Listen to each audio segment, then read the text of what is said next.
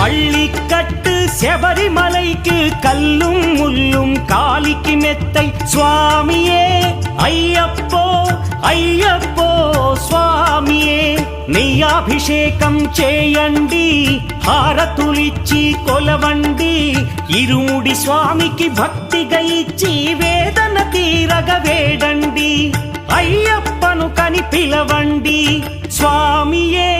అయ్యప్పో అయ్యప్పో స్వామియే స్వామియే అయ్యప్పో అయ్యప్పో స్వామియే.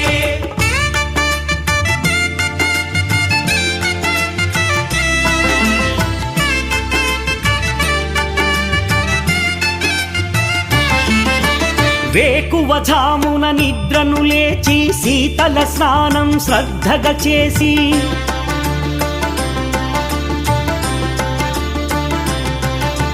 మాలను దాల్చి శీఘ్రముగా దీక్షారంభము చేసి తిని